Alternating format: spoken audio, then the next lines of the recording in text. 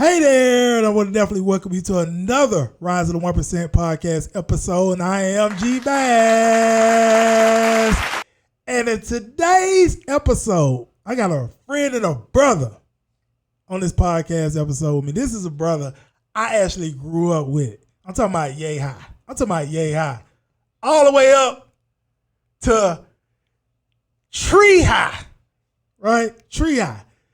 And I can tell you that his brother, like I say, I've known him since we was youngins. He's done some phenomenal things. I mean, for one, when I actually myself was coming up in the entertainment business, my brother was one of the biggest supporters of that particular movement. We'll get into all of that. But not only that, he's went on to do some great things in terms of real estate, right? He's a husband. He's a father. He definitely thoroughly understands business as well. And with that said, I definitely want to welcome to the Rise of the 1% podcast episode today, none other than my brother, Bri Williams. Glad to be here. Absolutely. Glad to have you on, bro. Glad to have you on. Absolutely. Yeah. So with that said, Bri, let's start from the beginning. All right. So for one, let's start off from your beginnings of coming up. So for one, your family is from the Pittsburgh community. Yeah. Right, here in Atlanta. So talk a little bit about that. Let's start there first. Okay, so yeah, family ties run deep. I'm in Atlanta. My mom from here, dad from here. So you know how it is on the west side. And then, of course, my mom was the only people that moved to Decatur. That's why I met you. So my family on the west side, all my friends and other family out here in Decatur. Yep. So all around the city, nothing but love. Okay. Nothing but love. Gotcha.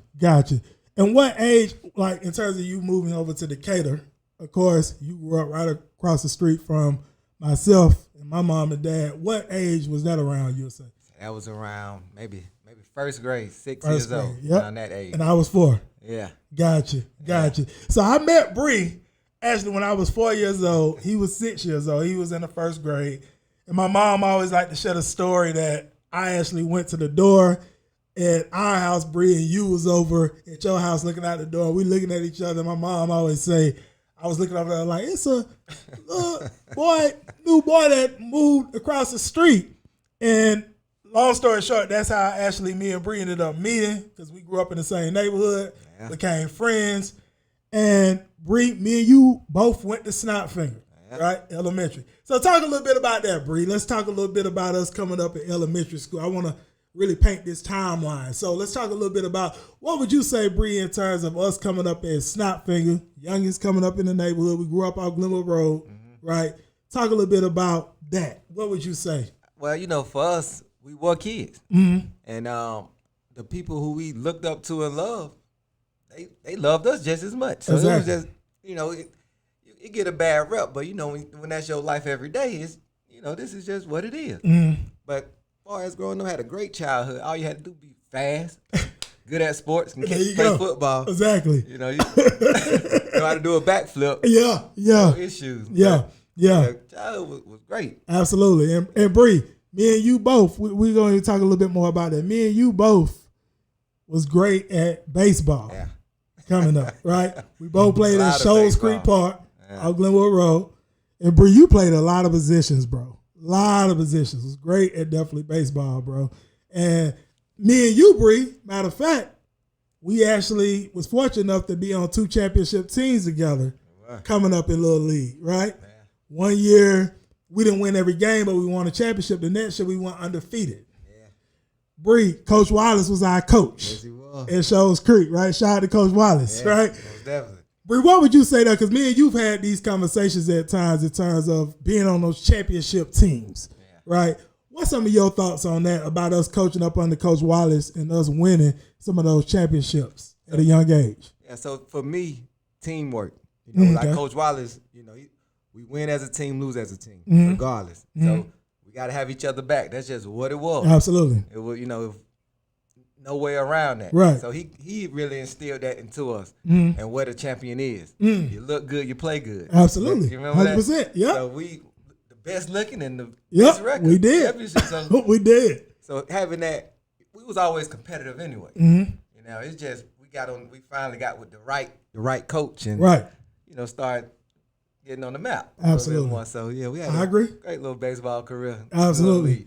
Absolutely. Yeah. And our obsession, Bree, because we always have these conversations too in reference to like, we'll play at the park, but me, you, and one of our friends, Jamal, we grew up as well. We'll go back to the house and be playing in the backyard all day on weekends, especially, right? Because we was obsessed over the craft. We wanted to be the best, right? Yes. And that's something some of our viewers could take heed to as well. If you're looking to be good at any type of craft, or if you're an entrepreneur business owner tune into this, your level of obsession and passion to become great at what you're in. Because me, Bree, and Jamal, like I say, the game would be over at Shows Creek, but we still going back to the house, right? We going to still get some game. Talk about that, Bree. We figured out how to play a 3-man baseball game, and we would lose. We would lose, not on purpose. We were like the Atlanta Braves, right? How we lose? But we ain't take it easy on each other. Exactly. We pushing each other to be the best. Exactly. So that was. There you go. Yeah, that was a beautiful thing. Absolutely, 100%, 100%. Yeah. So after elementary, Bree, we go on to Columbia High School, and you actually went before me because, of course, you're a couple years older than me. So talk a little bit about that transition going from Snotfinger Elementary, because I tell people all the time. I had Johnny Long on here just some weeks ago, and I was talking about that transition of going from elementary straight to high school, because a lot of people went from elementary, middle school to high school. We went straight from Snotfinger Elementary straight to Columbia High School. No middle school, none of that, right? 8th grade. Yep. Right. Talk a little bit about that transition of coming from Snotfinger Elementary, where we went, over to Columbia for you, how that experience was when you first entered. Oh, so what? I think I was 13, 8th grade. Yeah. So my first day of high school in Columbia, I'm in school with 18-year-old grown women. I'm falling in love every day at school. Yeah. I'm like, man, you know? Yeah. So high school was beautiful again. Once again, I didn't have no issues, no problems. Yeah. Everything always been super good. Right. I couldn't have wrote it no better, but high school was great. Like starting off, was I nervous and everything? But yeah, that's when I became girl crazy. Yeah. I know them days. So that's when around that age. Right. But, Gotcha. Yeah. Gotcha. And being at Columbia, Bree, anything you would share in regards to things you learned from being at Columbia? I mean, this can be life period, experiences that you would want to speak on, and just any successes that you've had, period, from things that may have came from being at Columbia High School. What would you say there? Okay, so speaking on the 8th grade, coming into 8th grade, now my 9th grade, when I started wrestling. Yep. So I started wrestling at Columbia. Yep. As a freshman, first year. Mm-hmm. Didn't know anything about it. Mm-hmm. But we had a team. We had a great coach. Yep. Coach Miller, Coach Johnson. Yep. Coach Jackson. Coach Jackson. Yep. We had a few other ones that I can't think of right now, but Mm-hmm. we had some great coaches there. We went on to win championships. Yep. My first year, I'm number 2 in this county. Number 2 in the county. First year. And I lost to a senior. So for me, now I'm the best. Great, Bree. Great.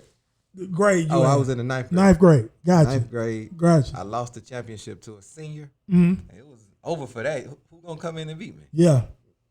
Yeah. So that champion mentality that we had in baseball and that work ethic that I had. Yep. I would go and during lunch and practice during lunch. Didn't tell nobody. I would go, ask the coach for the key. Yep. I go, I'm working out. It ain't public. Everybody don't need to know what I'm doing. Yeah. It's just what I'm doing right now. Right. Yeah. Exactly. So, yeah, Hey, Bree.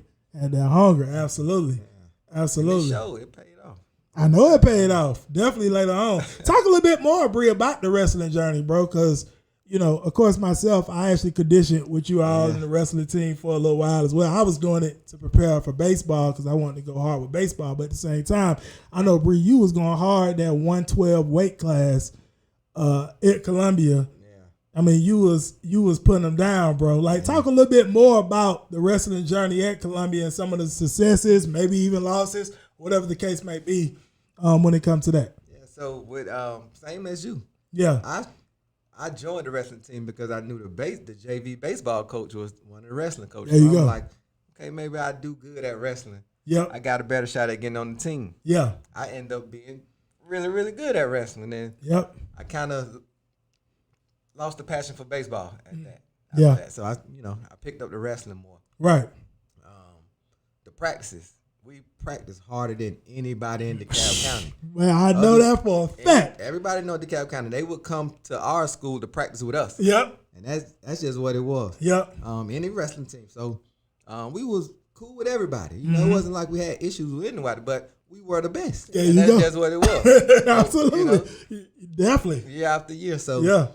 ninth grade had a great year. 10th grade, that's when I became a county champion the first time.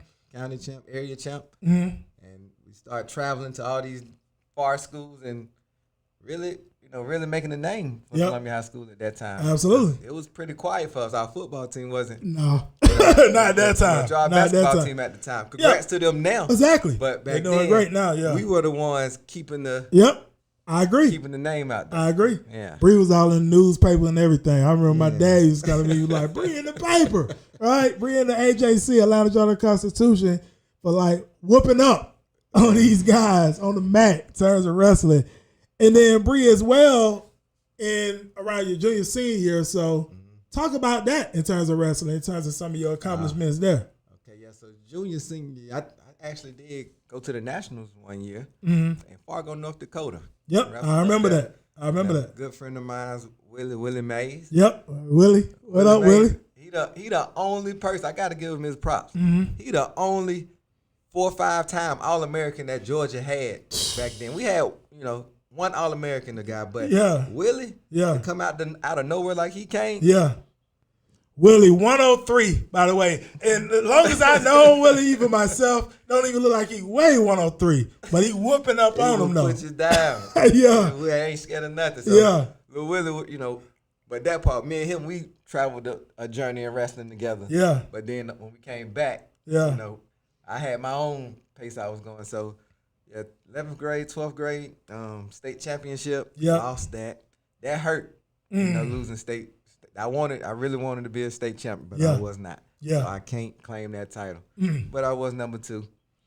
So that's something that stuck with me too, with giving it all, leaving it all out there. Absolutely. So when I do something, I'm not half-assing. I'm gonna, I'm not gonna say, "Oh, I wish I would have." Yeah. I'm gonna do it. Exactly. I'm gonna make sure if it don't work, cool. I tried everything. There you go. Yeah. There you go. Yep. Bree all in, definitely. I love it, man. Yeah. Number 2 in the state, Georgia in wrestling. 112 weight class, Columbia High School. I remember that. Huge. And I remember, like you say, going for All-American. I remember going down to your practices down in McKeitron High School. I remember all that. Yeah, I remember all that. Doing some great things, man. So talk about this, Bree. You graduated 2002, Columbia High School, a couple years before myself. And you didn't go on to pursue wrestling after that. Yeah. All right, so talk a little bit about that. I know you went to Savannah State for a minute, but talk a little bit about that. So at that time, while I was wrestling, I always felt that I was pretty smart. So it wasn't, that I'm thinking I'm messing up or anything. But around 10th grade, I felt like the only way I could go to college was a wrestling scholarship. So the type of dedication I put towards wrestling, like lots of dedication. Yeah. Food, not eating, things like that. Back then, it was okay to do. Yeah. But a lot of sacrifice. Yeah. So when I graduated, I was like, do I have it in me to sacrifice again like that another 4 years? That was my main thing. Yeah. Could I do that and maintain the grades? Yeah. Because, student athlete, college, you can't just be good at the sport, especially wrestling. You gotta make the grades too. There's really no future in it. I'm not big enough. WCW, I ain't macho, man. You know what I mean? Yeah. So all I got is what, UFC after this? Yeah. Right. Yeah. But not for nothing. I just had to, looking at the future of it, and the toll it was gonna take on my body. Not many come out. You're gonna break something. You're gonna cauliflower and so things like that happen in that sport. Yeah. So I decided to go to Savannah State instead to take that route. Yep, I remember. And one thing you hear Bree say is, I remember this. Like I say, I conditioned with the wrestling team, and I did some wrestling matches myself because Bree taught me into it, of course. At that time, I wasn't playing basketball. I was real heavy in music. But one thing, like Bree said, he talked about making weight, sacrifice. That was huge. Even for myself, you can't eat certain things because you got to make weight for your wrestling matches or tournaments that you've been in. It takes a certain level of discipline that a lot of people, it's not easy for a lot of people to be able to do that, right? And like you say, you just had to make that decision. If I want to continue to make these sacrifices going through college, and also my future of, do I see myself wrestling in WCW, WWE, like you say, UFC? Do I really see that in my future? Exactly. And you didn't really see that at that time. So you went on to Savannah State, and talk a little bit about that, Bree, because you went to Savannah State, but you didn't stay very long. And talk a little bit about that, Now, Savannah State was really cool as well. What I picked up from going down there was, to me, a lot of freshmen. I think our freshman class was the biggest freshman class Savannah State ever had at that time. It might have been bigger as of past years, but at that time we were the biggest freshman class. Yeah. And to me, it was a bunch of dudes that just wanted to do something different. We don't know what we really want to do. Yeah. But we want to do something different. Yeah. We know what we can do at home. But we don't know. Let's go see what we can do over here. Yeah. Now, for some people, it worked out great. You know how college is. You by yourself is, a different world. Right. So some people take it differently. Can't handle it. Yeah. Some people can, and they Yeah. go on to do great things. But at the end of the day, to me, it's just a bunch of people that want some type of change in their life. Yeah. What made you leave, Bree? And here's the thing, too, because I never judge people that left college. I know people that have left college, even Bree himself. Bree became very successful and didn't finish college, and I know others that have done the same thing. I know people that became millionaires that had finished college, so I never judge it. I was fortunate enough to finish, and Bree was one of the ones pushing me to finish, to be quite frank with you. But Bree, in terms of you, like, why would you say you didn't decide to finish with Savannah State? I would say more so guidance a little bit. Mm-hmm.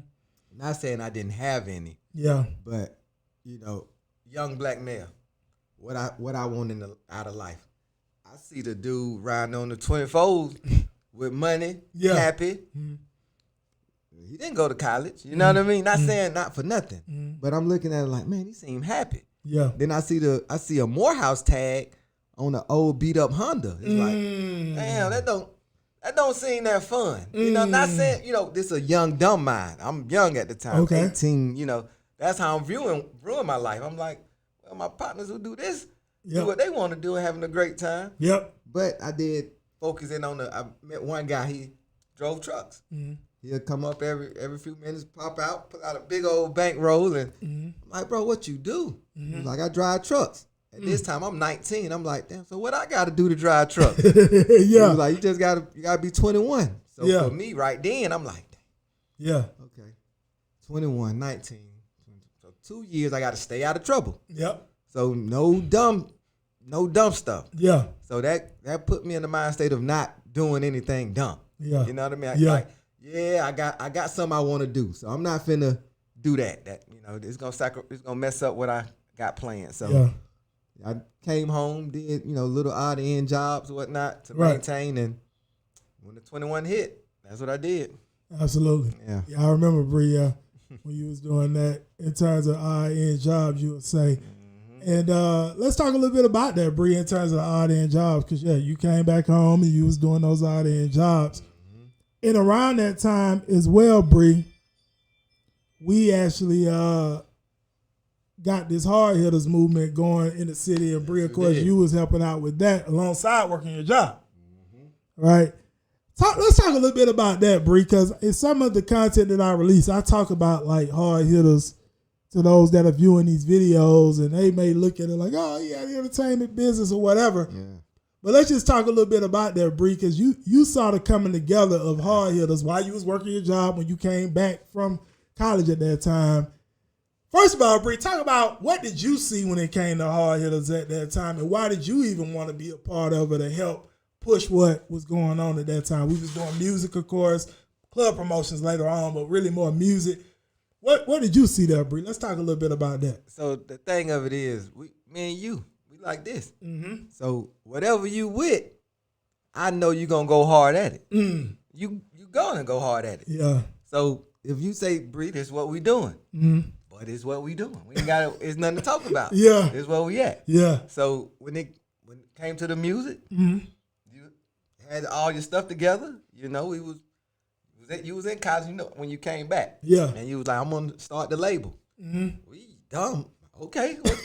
How we do that? Yeah. You know? Yeah. Yeah. So you took all of us to the Secretary of State. Yep. Exactly. You got the documents. You know, got everything incorporated. Yep. I was a this. Yep. He was a that. He Yep. was a, okay. Now we it's real. Absolutely. You know? So that time we didn't know what we was doing, but it was something important. Exactly. You know? Exactly. So for me, I learned in everything I do. Right. You know? So in that sense, picking that up from seeing that, and we was approaching the music differently than what a lot of people were doing. We were a label. Yep. An official label. Yep. Absolutely. You know? Absolutely. And a lot of people were just trying to be artists at that time. Yep. And so for me, with you, so me and you, it was never, I can't say this to G, you type shit. I'm going to tell you what the truth, whether you like it or not. There it is. So when it came down to the business side of it, I'm like, well, G, listen, you the artist. Yep. You going to get paid. Me and him, we don't rap. So how we going to get paid doing this? Yeah. So that's when I started looking at business differently, like, okay, what else can I do in business? There you go. My first time picking up a business book. I'm not even in college at the time. I found a thick old business book. I'm sitting down. Like, damn, we can do all this. Yeah. Reading that, and of course, you know, we kept moving and so yeah. Absolutely. Really sparked me then. Yep. But I had your back 1,000% regardless. That's 100%. just how we rock. My brother, you already know. And the thing about it, Bree, as well, is I was even telling Antonio this. I said, Bree was not a yes man. Even my brother Juice too. And that's who he's talking about as well, if you're listening to this. Our brother Juice. What's going on? Yep, our brother Juice grew up with us as well, right around the way. And the thing is, I say, Bree or even Juice was not yes man. What I mean by that is, I play records for you all that we had been made in the studio, and Bree gonna say thumbs up or thumbs down. Juice gonna do the same thing. And that's one thing. Bree, talk a little bit about that, because a lot of times people have yes men or even yes women around them where they just, everything's good. Yeah. But you wasn't afraid to get a constructive criticism. Juice at the time either was not afraid to get a constructive criticism when I brought those records and I shared them with y'all what we had been cooking up in the studio. Talk a little bit about that, Bree, because some of these people, like, listen to this, they might be creatives or they might be entrepreneur, business owners, whatever they're doing. But, like, talk a little bit about that, not having yes men, yes women around you. You know what I mean? Yeah, to that degree, and especially in that space, in that creative space. Right. You know, as the artist, you were in your head. Yeah. You ain't listening to what's popping on the radio at the moment. Right. You know, you in your own world. Yep. Cool, artist mode. Exactly. We in business mode. Yeah. So you can't do that. They don't want to hear this right now. You know what I mean? We feel you. Yep. It's fine, but nah, we gotta do something else. Yep. So, you know, that's on the music side. But then to me, money. You know, let's say this. Most artists back then, think about it. You had bread. That's all you had to your name to do stuff.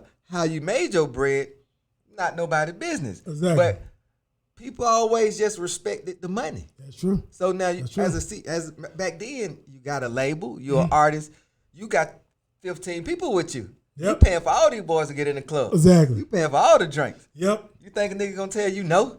You know what I mean? Right. That just ain't too many people. That's what when you got, you know. That's what a yes man and yes women come in. Yeah. It's just respecting the money and not seeing, hey man, or to me, they don't care about you. Right. You know what I mean? Yep. So I agree. A yes man, a yes, that'll hurt you for sure. I agree. And what I want to do, Bree, is unwind it a little bit too in terms of this.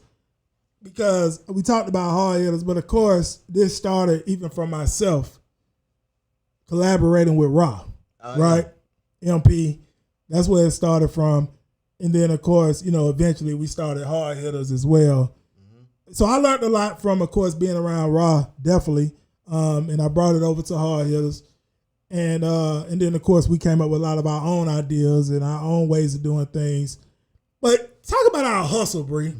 You know what I mean? Because I remember at one time we wanted to raise capital, and I talk about this sometimes with different entrepreneurs and business owners. They talk about they don't have a lot of money, right? did car washes. We did. We did. Like, we did car washes. We did. Like, literally, it's a lot of ways to make money out here. We're not going to talk about the different ways you could have made money back then. But what I'm saying is we, on Checkers, on Glenwood and Columbia Drive, did a car wash. And we got some of the people out there that ain't living the best lifestyles. The locals. Yeah, locals right around the way. Washing cars. And, of course, we collecting the money and we paying them. And also we passing out CDs. Exactly. Everybody come through, get a car wash, get a CD. Getting a CD at the same time. That's creative, right? We talk about our ways of doing things because a lot of people, they don't think creative in that way in today's time. Everything on the internet now. I'm going to be quite frank with you, man. The way we came up, Bri, I kind of feel like it's a lot of laziness now, man, when it comes to creativity, when it comes to marketing, when it comes to just growing businesses amongst certain people. I'm not saying everybody's lazy. I'm just saying I feel that amongst some these days.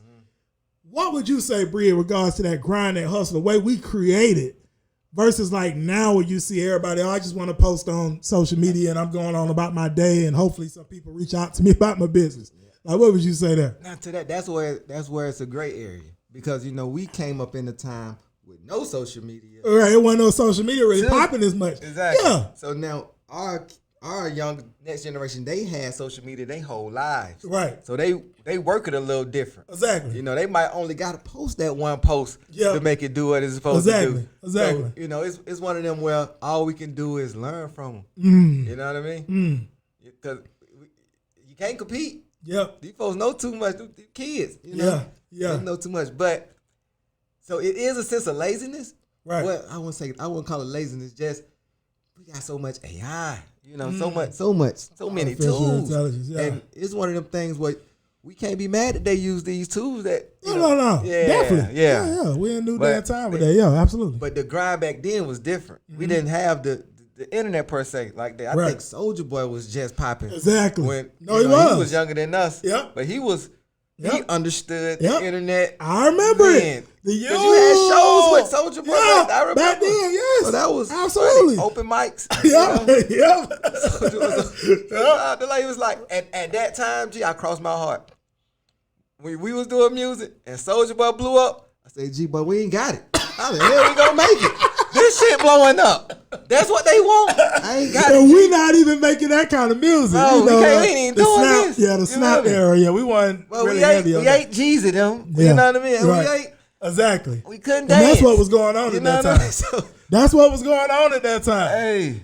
Like, seriously, that's what was going on at that time. Yeah, I remember. Yeah, I mean, D4L shouted low there. D4L. Crazy. Yep, Laffy Taffy. You know what I mean? Right. All it was snap music. Yeah. Yeah, we wasn't really big on that. Like you said, of course, Jeezy was heavy on street music. So, yeah, it was. So, when we see Soulja Boy blow. Yeah. And, blow, and we in the same circles. Right. And I've seen even some artists at these showcases that were better than Soulja. Yeah. But it's like, they don't want this. Yeah. So it wasn't sad for me, but I not fall back, but I know this your thing. So whatever you say, G, what we doing next? Yeah.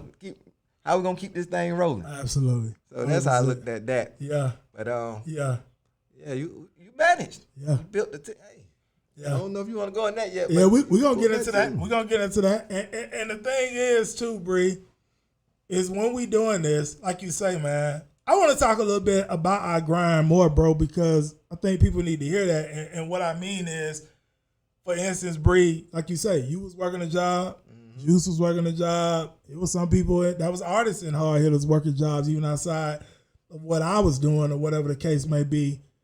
And I mean, we was out several times throughout the week pushing this music or doing showcases, like you said, performing or whatever it was, right? In the studio, whatever it was. That grind. You was 6 days a week. I'm telling you. At one point, I was with you 5. Yeah. 5 days a week. Yep. That shit is expensive. Yeah. Absolutely. You got to pay to get in the club. Yeah. You got to buy the drink. Yep. You got to get the DJ to drink to get this. Exactly. Get that record played. Come on. Now everybody know. Exactly. You got to go get the girls to come dance on the stage for you.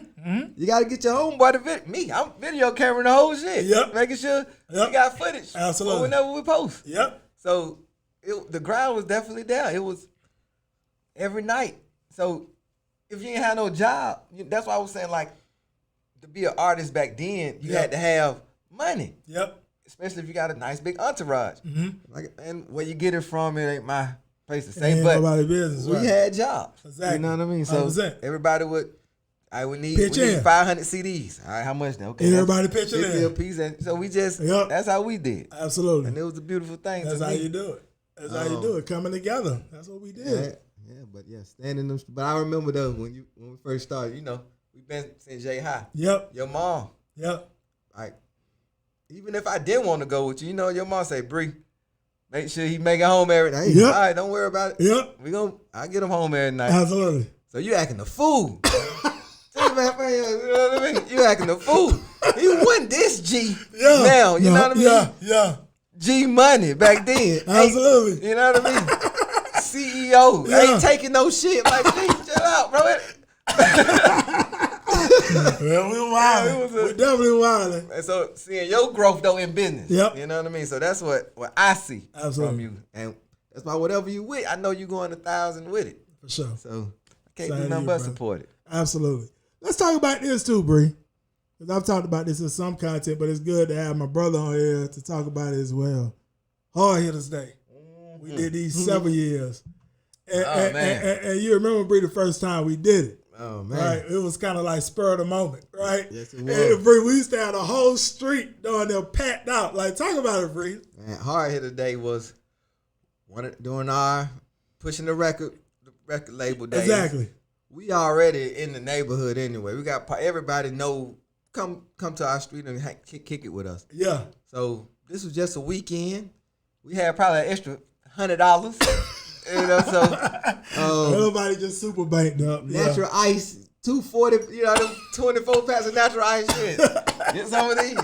Get these big old sausage hamburgers. Some of these. Get some buns. Yeah. Spent about $150. Yeah. Call some people, fire the grill up. Yeah. That thing got stupid packed. You know what I mean? Yeah. Stupid packed. Yeah.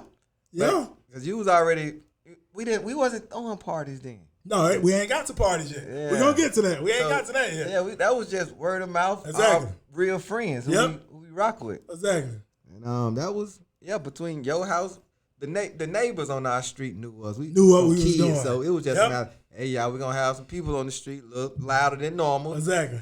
They loved us. It wasn't nothing but respect from us to them. So they just returned it. They let us do what we do. Yeah. And it was a good night now. That first one now, I felt, wasn't the first one I felt? No, I wasn't the first one, but it was around the second or third one. Yeah, it was around I think it was the second one. Yeah, I guess that was a great night. Yeah. Yeah, Bree fell asleep around that one.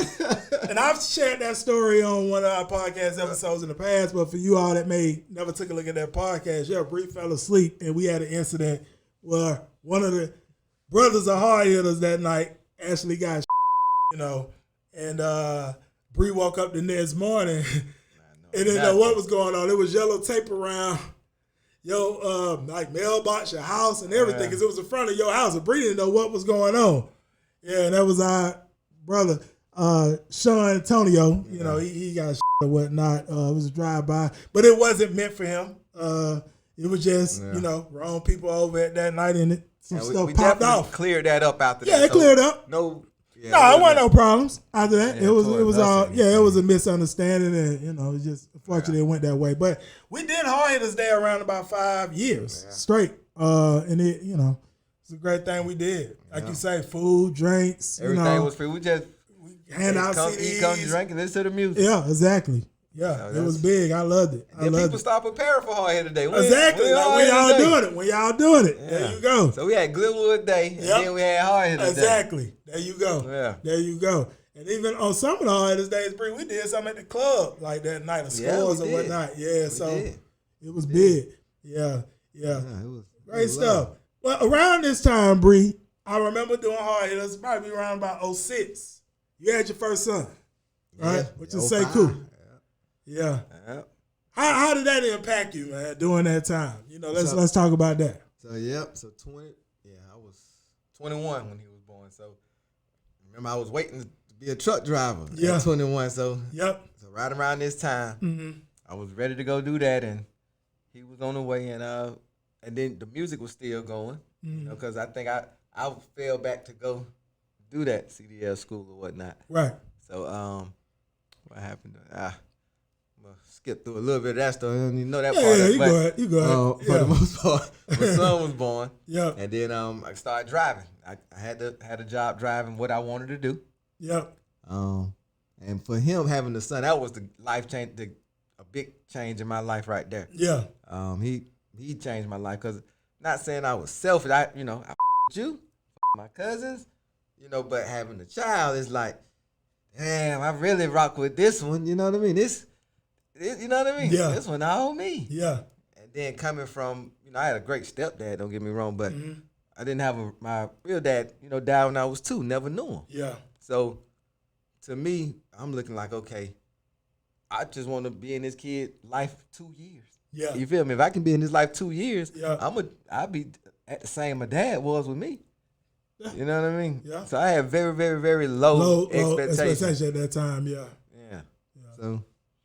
But you end up being a great father to Sekou, man. I love seeing him now as he got older. You telling Sekou, I be like, bro, I remember you was like, you know what I mean? Yeah. Like, to see he up now, man, way older, man. Yeah, you done a great job raising him, man. I'm very Definitely. proud of him, too. That's it's a good thing. I can't, that's one thing nobody can't take from me. Yeah. You can say a lot of, probably, I don't do shit, so you can't really say shit, but yeah, I raised an adult. Absolutely. You know what I mean? A whole adult. Absolutely. You know what I mean? So 100%. chill on me. Yep. You know what I mean? Yep. So that's one thing I pride myself on. Great job, brother. So let's talk about this, Bri. You went over to Kuwait. Oh, yeah. Let's talk a little bit about what made you go over to Kuwait, what some of the experiences are going over there, because you lived overseas for some years, bro, so I know you got some stuff to share that, Oh, yeah. Myself, I mean, of course, you shared a lot with me, but even those that's viewing this, let's talk a little bit about why you went over to Kuwait, what was the experiences like over there, you know what I mean? Yeah. Great things, some things you feel may not as great, or what have you, and let's go from there. I'm going to tell you the truth. Yeah. I grew up in the church or whatnot. Mm-hmm. So I pray. I said, Lord, rich by 26. Rich by 26, Lord. So when I started driving, little money, it wasn't quite what I was expecting at the time. Didn't matter. I had the kid. I was, even though my money wasn't where I wanted it, I still pride myself on being a great father. You know what I mean? Yeah. So to me, okay, grind this little job, take care of my kid. Grind it, don't do nothing stupid to play myself off the street. You know what I mean? Nothing that hot. Just keep grinding. Stay clean. Yeah. Wait for opportunity. Right. You know what I mean? A lot of people not prepared when opportunity come. So, even just a regular job market. Just because you had a job 2, 3 years, you want to do something different. Don't get comfortable and can't pass a piss test and things like that. That's right. where you get comfortable Exactly. and forget. Exactly. So to me, stay clean, stay ready. Yeah. You know what I mean? Yeah. Ready to do whatever. Because I'm at that point, I'm ready to do something different now. Yeah. It's time. I got this kid. Yeah. So the opportunity to go to Kuwait came about. Pretty much I had a partner that worked over there. He told me about it. Because, at that time, it was like a mythical job. Everybody knows somebody that did it. Yeah. Nobody knew nobody that did it. Yeah. Type deal. So Yeah. I applied, and having the CDLs is what got me over there. Yeah. They needed drivers. Yeah. Cool. At that time, I didn't know where Kuwait was, where Afghanistan was, Iraq. Yeah. I just looked. They said they're going to give me all these zeros. I said, yeah, let's go. You know what I mean? Yeah. Let's go. Yeah. And at that time in life, it's just messed up. It is what it is. Like, we don't do bad. I wasn't doing bad shit, but a lot of people I seen, you go to jail for about a year. Yeah. And then you come home. Yeah. And then all your shit is great. You know what I mean? Not saying that was what I was looking at doing. Yeah. But that's just, bro got locked up. He back now. Bro got locked up. He back now. Yeah. You think, but it's like, nah, we don't gotta do that. You know what I mean? So I'm thinking like, okay, would I go over to this country to make this amount of money that I would possibly, get in trouble for here? But now I get to make the money and work. Yeah. Great. No, that's a no-brainer. Yeah. Let's go. Yep. For me. That's why I had you go over there. Yeah. Gotcha. So that type of mind state. So Bree, Talk to me a little bit about your experience of living over in Kuwait for these several years you lived over there. Yes, I spent about a good, all in all, about 10 years over there. Whole decade. And so, for me, leaving everything I know, all the comforts, I didn't know what I was getting myself into. But I knew it was legal. You know what I mean? Yeah. And I knew I had a job. And if I do my job, I can't get in trouble. So that was my outlook on things. And it was nothing that legally that I would not do, to support my little one at the time what I had. So that opportunity when it came, like I approach everything, straight dedication. This is what it is. This is what I'm doing. Nothing else matter, to a degree. You know what I mean? Yeah. So I learned a lot. For the most part, what it gave me was the opportunity to think. I went from survival mode to living. That was the biggest thing. Which my first 6 months, I'm out of survival mode. Now I'm trying to figure out what I like. Yeah. You know what I mean? Yeah. Because now I'm not just doing stuff for money. The money coming, great, and I'm able to help a lot of people take care of things I need to take care of. But what else do I want to do? That's what it kind of gave me over there, a place to think and just think for the most part of it. Yeah. Survival mode to really live it. Yeah. How was that feeling though, Bri?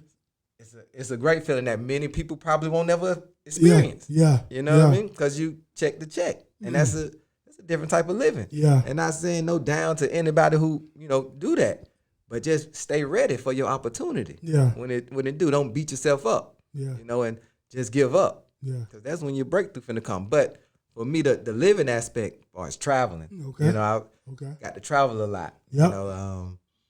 Different cultures. I went from America, basically a Christian-based culture, to where I look on the news, everything about the Muslims, bad. It's I get over here, I'm living amongst them. Yeah. They not really that bad. They respect me. I respect them. I respect the culture. I respect people in general. Yeah. So I'm going to give respect. So you're only going to give me back respect. That's just how I operate anyway. Yeah. So living over there, it was super cool. I say this.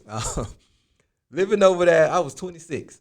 So living over there as a 26-year-old, the police, they treat me like I was a 60-year-old white man. That's how I feel. Oh, wow. In America, how they treat an old white man, they don't really bother him. They ain't pulling him over for no reason. He doing what he doing. Right. That's how I felt over there as a black man, because to me, abroad, you're not black or white, you're American first. So that comes with his own, to me, amount of respect. Yeah. That, as long as you give respect as well, you're going to receive it.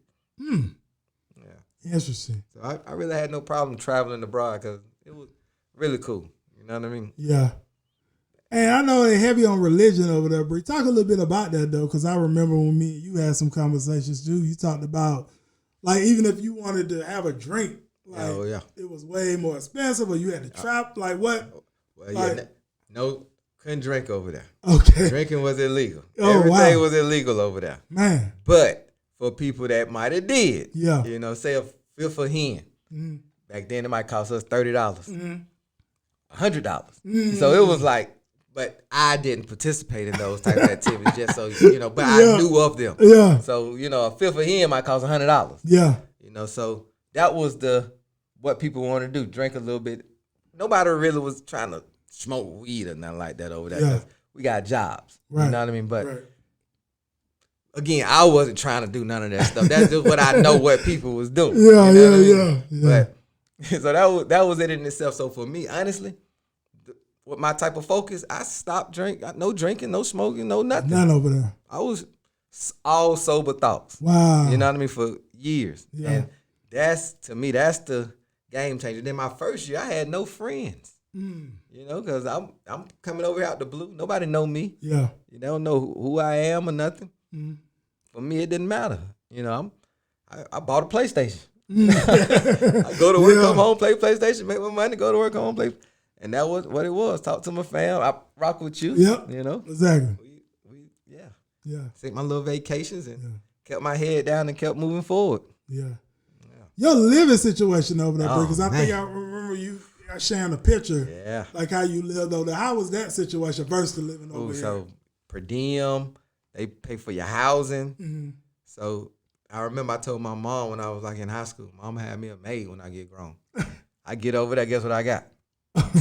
Got a maid. All my little dreams coming true right in front of my eyes. Yeah. Like, I got a maid. These folks pay me to eat. Yeah. You know what I mean? You get $75 a day to eat on top of your check. Yeah. I'm coming from Glenwood Rd, know nothing about this type of living. Exactly. You know, I pay. No, not for Glenwood. Yeah. I buy my little checker burgers. You know what I mean? Exactly. Who that? Churches had the dollar Tuesdays. Yeah. I'm coming off of that living. Yeah. Now these folks give me $75 a day to eat. Have lunch and dinner. That's good. Come on, son. Absolutely. It's like, thank you, Lord. Yeah. You feel me? Yeah. How you gonna mess something like this up? Yeah. You know what I mean? Yeah. Doing something stupid. Absolutely. And the only person that can mess it up is me. There you go. That ain't finna happen. Yeah. So Yeah. Yeah. that was a different, and like I said, not only the people I met, Right. because of course, in that, I'm meeting different people from different things, and in my view, everybody, life is great. But what I had to also understand is I was up 26, 27. Some of my coworkers were late 40s. They were ending their careers. This was like almost the beginning of my work life. You know what I mean? So it was, grasping that, understanding, this is a grown job. Right. You know what I mean? This job a 40-year-old have who got 3-4 kids in the household. So, I did understand what I had at the time. So I didn't make dumb decisions. I made a lot of positive, good decisions while I was there. Yeah. I didn't, irrational, that never been my thing. So I feel I did fairly well, over there. I believe you did too, brother. Definitely. Well, let's talk a little bit about this, Bree. So, pretty much while you was over in Kuwait. So, we even rewind a little bit more. Well, Bree, you always told me when I was doing the music with Hard Hitters, you always said, like you said, we got to find ways to be able to make money until the music really could catch on and that revenue could start coming in. And so you used to talk to me about throwing parties. Now, at that time, I was very closed-minded because I didn't want to get off focus of music. I was like, oh, these parties might have us getting off focus of the music. Yeah.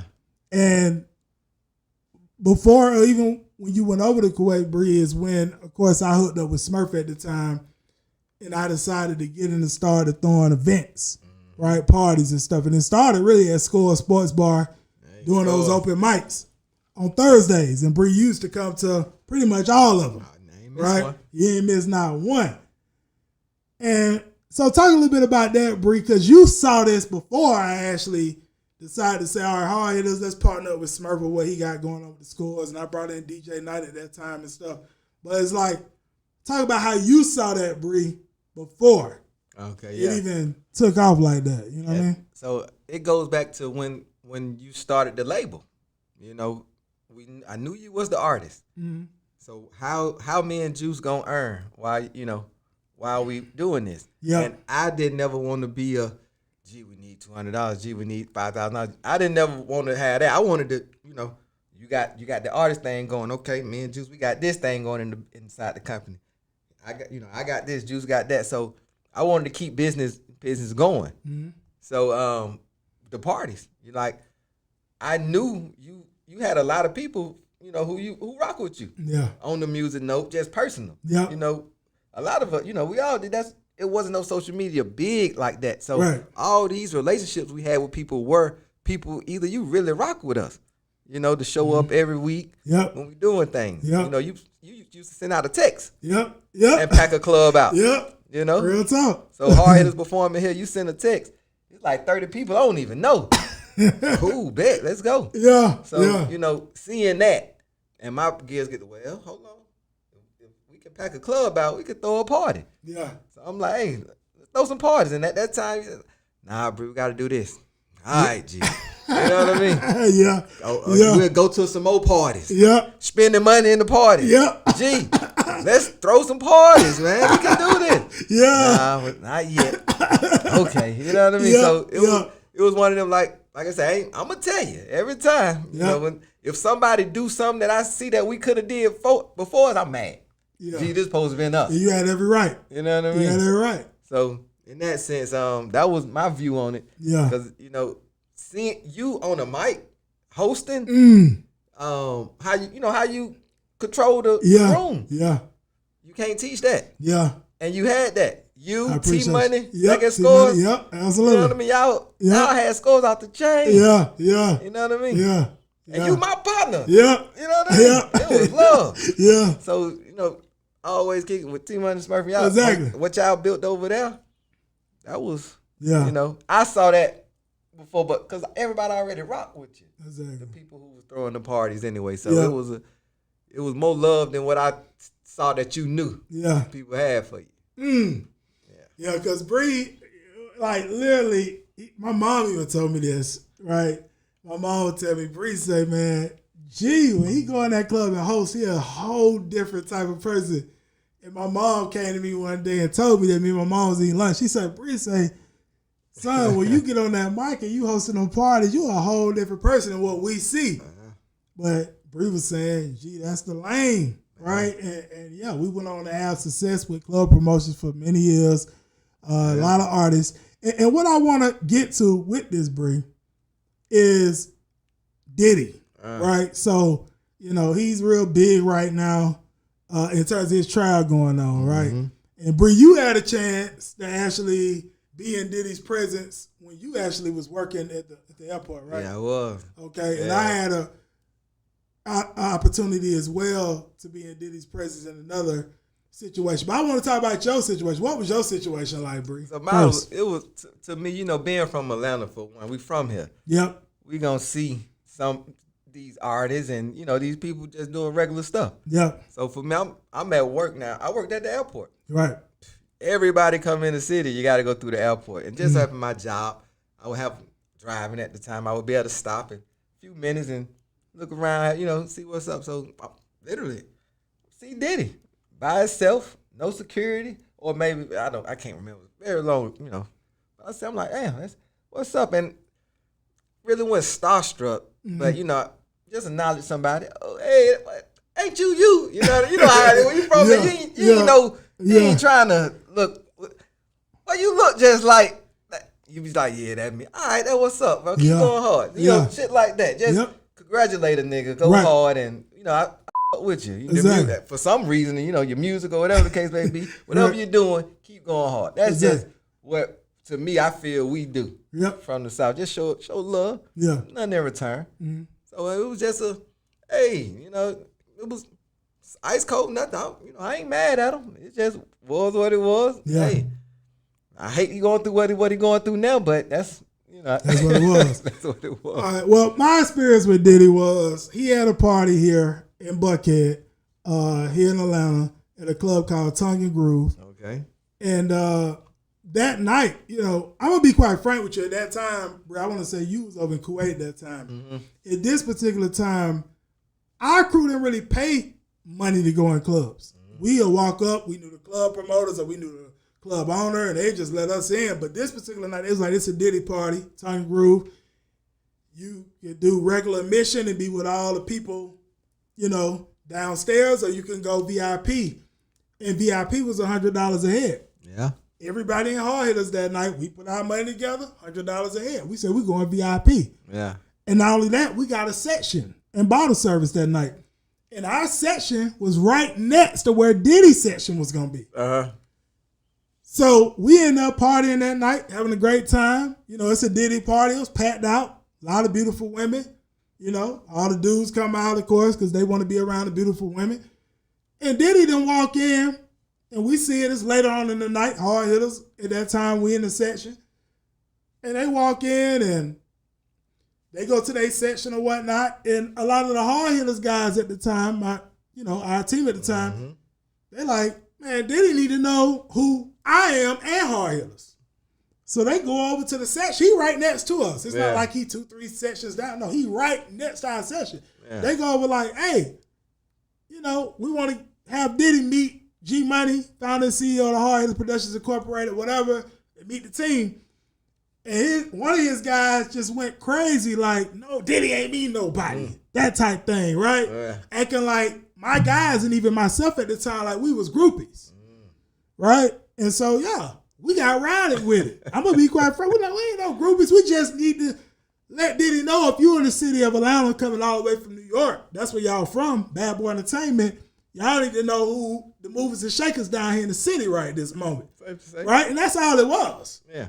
And yeah, it got bit scuffle. Be quite frank with you, we got thrown out, and I think from what I saw, Diddy and them had to be escorted out, and it was his party. And I actually put up a tweet. I have Tone put up the tweet in this podcast episode so he can actually see back when I put up the tweet about the altercation that happened. Yeah. But what I say is with Diddy, myself, you know, coming up in the entertainment business, it was people that I admire. I admired Master P. I'm going to be quite frank with you. I know they say Russell got things going on with him too, and he moved over to Bali or whatever, but Russell was the guy I looked up to, Russell Simmons. I read his book, Def Jam Inc., you know, when I was in college, why he formed Def Jam Incorporated, you know. I looked up to these guys. Diddy, I'm going to be quite frank with you. Diddy was a guy I was like, okay, you know what I mean? He's having success. Jay-Z, what he did with Rockefeller and Roc Nation, all these guys, I was like, dang, they doing their thing in terms of not just music and artistry, but business. Yeah. Right? So I looked up to all these guys. But what Diddy going through right now, man, this is what I say, and whether people, you know, want to agree with me, don't agree with me, that's fine. You know what I mean? What I will say, I'm a guy, I'm not into emotions. I know a lot of women, and I love our black women, and other women of even other races can get very emotional about the domestic, you know, DV. That's what we'll call it, right? Because we're on YouTube. I would say Diddy is a piece of crap for what he did with the DV. What we seen in the video was not the move. But my whole thing is, I'm looking at the charges that they're charging him on. They're charging him on RICO, racketeering, trafficking. As of yet, as us shooting this video, and what I've heard over the last week, I don't see the proof of that as of yet. And that's what I would say, right? I'm not saying I'm Team Diddy, right? I'm not saying I'm Team Federal Government. What I'm saying is I have not seen the proof of that as yet. Whatever happens is whatever happens. And, you know, we'll leave it there. But I did want to talk about the experiences of me and yourself. Yeah. Because both of us are being in Diddy's presence and things of that nature. And being that's, of course, something everybody's talking about on the internet right now. And some people have never even been in his presence, never even met the guy, you know, and having their opinion. So I just really wanted to talk about that. But we'll leave it there. What's up? Right? Absolutely. So, Bri, let's move on. So, pretty much, Bri, let's talk a little bit about you coming back from Kuwait back over here. So what was the reason for you coming back over from Kuwait to here? And let's talk about how you got into real estate. Okay, so with real estate, when I was younger, like when I want to say prior to even going to Kuwait, I have a cousin. She's been in real estate. She's been in real estate for a very long time. So we was at like a Thanksgiving dinner or something, and she came to me one day. She was like, Bri, take this sign, go put it in the yard. I was like, how much you paying me to do that? She like, that's what I'm paying. I was like, well, my brain, how it worked, if you gonna pay me that, what can I make from doing what you do? Yeah. So that kind of sparked my interest in real estate. And plus I like to sell stuff. You know, not saying illegal stuff, but to me, I like to sell things. And what's the most expensive thing you can sell? Land. A house. You know, if we talk about castles in Europe, like these type transactions, I'm like, I want to be, you know, in them type transactions. And, you know, not just because I didn't have too many black males that I personally knew that were, you know, in that field. So for me, learning it and then showing my partners, you know, hey, you know, we can do this. You know, that was the big thing for me. So when I did come back from Kuwait, my money was a little different. I had time. You know, I already had some thoughts and things going on in my brain. I was starting a private home care agency, so to take care of the seniors and things like that. So when I came home, I was running that, you know, full, you know, 100%.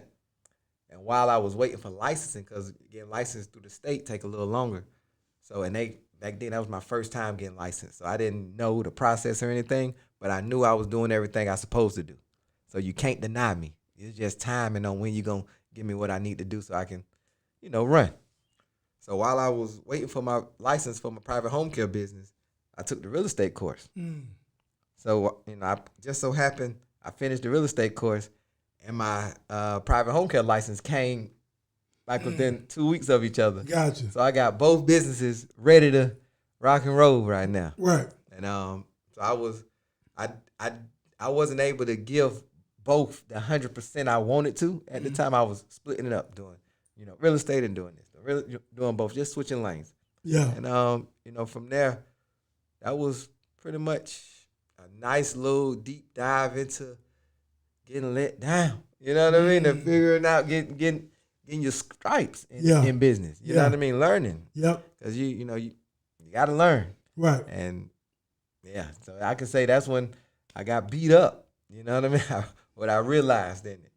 And it wasn't, nobody, it wasn't too popular back then. I had nobody that I trusted to say, hey, bro, come, let me show you what to do. You're doing this wrong. Yeah. Without me giving them $10,000. You know what I mean? Everybody want to help you for $10,000, $20,000. Like, damn. Yeah, they want to check. Yeah.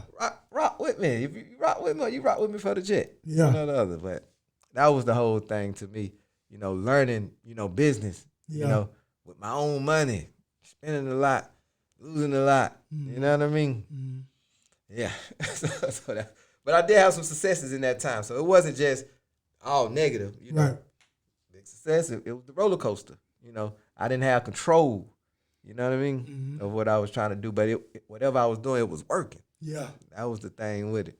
Gotcha. Yeah. Gotcha. Okay. Great stuff. Well, talk a little bit about what you're doing right now, Bri, in terms of real estate, like specifically, right?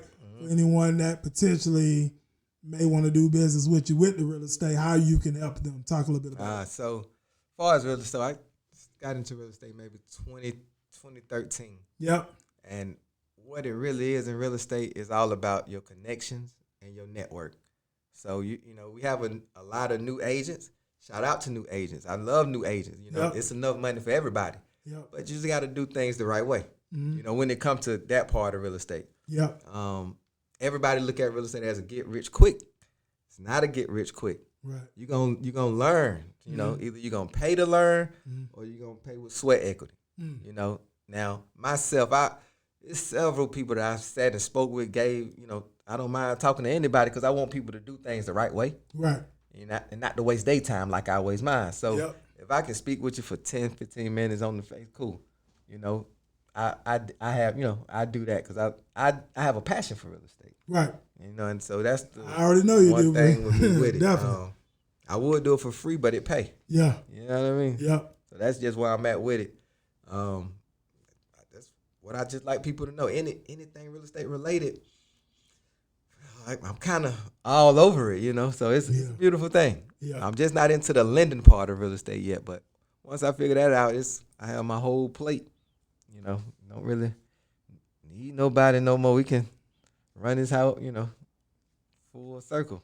Absolutely. Yeah. Gotcha. But I love it though. For sure. So, Bri, let's talk about what were some of your driving forces to make you come back from Kuwait over to Atlanta and also go hard when it comes to real estate, business, etc. Yeah. So while I was there, I got married and I had a daughter, that was one. And I had bought a home here in Atlanta for them to come back to, and then I had my son here. Yeah. So pretty much trying to make, put all my kids and my family under one roof, basically. So we had that, and for me, like I say, my situation with my dad didn't really know him. With my kids, that was to me never gonna be a thing, So for me, it was a family, When I got married 2013, I had my daughter, so Nikki and Alicia at the time, and then a couple years later, while I was here, I had my other youngest son, Cairo. So that was a blessing in itself. So for me, looking at life like, man, like three little ones, you know what I mean? Yeah. I didn't never imagine this, but everybody healthy, doing great. It's a beautiful thing. Fast forward, now the youngest one, 12, excellent soccer player, all this little stuff they do. Yeah. So, like I said, to me, I couldn't have wrote it no better than how my life working out. Yeah. That's That's what I say up to that all the time. That's great stuff. Couldn't have wrote it no better. Absolutely. And Gerald and Alicia, both of them are in sports right now. Yeah. You helping coaching Cairo's team. So talk a little bit about that. And then also you coach the All-Star team. So talk a little bit about that. So last fall, 2024 fall season, I started coaching. Cairo team. Now I don't know nothing about soccer, but I know what it takes to be a champion. Yeah. So to me, in that sense, I know what teamwork is all about. So for me, with coaching, my biggest thing is trusting your team. Yeah. And when you're dealing with, to me, team sports, if you don't trust the person on the team, you're gonna feel you got to do it all. So I push, hey, let them work. You gonna do your job. Everybody do their job. So I push that heavily. And I had some bad coaches in my life, and I had some great coaches. Right. So I knew what I wanted to be, when I did it. So for me, like this, that was very different for me working with kids on that level. Like, 10U, I was like, that's beautiful. You know what I mean? Yeah. I really do. Now I got a passion for that. I'm trying to figure out how I can coach soccer full time now. Go. But there you go. It just is what it is. Soccer, new passion. Man. Yeah. So soccer and go figure. Absolutely. I love it. No, that's great stuff, man. That's great stuff. I got to see them play. Yeah. Definitely Alicia. I didn't get to see Carl's whole game, but I got to see Alicia recently. Wow. She's doing a great job out there. I told her that. Absolutely, man. So it's great stuff to see that. Yeah, man. Definitely, man. You should be a proud father, brother. I definitely am. Yes, sir. Definitely yes, sir. Am. So, yeah, Bree, and get ready to wrap. So, pretty much, Bree, some years ago, when you actually came in town from Kuwait, you was on a little break. You hadn't even moved back over here yet, full time yet. And you actually, me and you was hanging out at my spot in Buckhead at the time, and you put this artist on. And you started to play his music. He said, G, you heard this guy named Nipsey Hussle. Yeah. And I said, I heard him, but I hadn't really heard his music as much like that. And I started to play it. I remember grinding all my life. Hey. And I can tell you, man, I think we played Nipsey for some hours that day, kicking back, having some drinks, just having a good time. Yeah. And I just started to listen to Nipsey months and months after that, even after you went back to Kuwait at that time. I started listening to his interviews and seeing what he was doing in terms of entrepreneurship and business. He was doing the Vet the 90 thing, like creating something for people looking to get into like science and technology and stuff, like creating a Silicon Valley out in South Central LA. He was doing something real big. I was like, this guy's doing big stuff. And then a little over that year, it was his untimely demise, right? Yeah. So tell me, Bree, what got you excited about listening to Nipsey? And what were some of the things you took away from listening to some of his music or even some of the moves he made before his untimely demise? Yeah. So I kind of got put onto Nipsey while I was over there in Kuwait. Yeah. And like I said, my mind state was changing. So the type of things I wanted to even listen to was changing. The type of things I was, letting come into my brain, my thoughts. I told you, these sober, clear thoughts. Yep. So, to me, guys like Nipsey, to me, he was a great artist. And to me, a genuine person. Yeah. You know what I mean? Everybody had their ups and downs and their bumps and bruises. Right. We're not perfect. Exactly. But for the overall mission, what that man was trying to do was big. Yeah. And then with, to me, with you, how you move. Yeah. That's why, like you mentioned earlier, the Diddy's, the Master P's, the Russells, those were all the CEOs. So with you and the music, when you was doing that, you was trying to copy the CEOs, not the artists. Exactly. So with Nipsey, that to me, he was CEO plus the artist. But so to me, that's what I took out of it. So I knew you was gonna feel it once you heard him yet. Listen, watch this. Game changer. But for me, a lot of business, that mailbox money. Exactly. You know what I mean? Yep. Yeah. So a lot of stuff that he just speak on, it was, that's like our peer, right? Around our same age. Same age, exactly. So to see somebody that's our age, down there with the same mind state, we looking at elevation, growth, things like that. Yeah. All this little stuff ain't really even important. Exactly. So that was what I took out of Nip music a lot. Absolutely. Rest in peace, Nipsey. Definitely. Okay, well, we're ready to wrap. This has been a great conversation, my brother. This is the first conversation. Me and my brother have many other conversations as well. Absolutely. Bree, tell those that are watching this or even listening to this, because we're on Apple and Spotify as well, where they can find you or connect with you, and we'll go from there. All right. So far as real estate, you can always check out my Instagram, Mr. Real Estate 404. Mm-hmm. Got the TikTok on that as well. I also have a private home care agency. We do take care of seniors with that. Mm-hmm.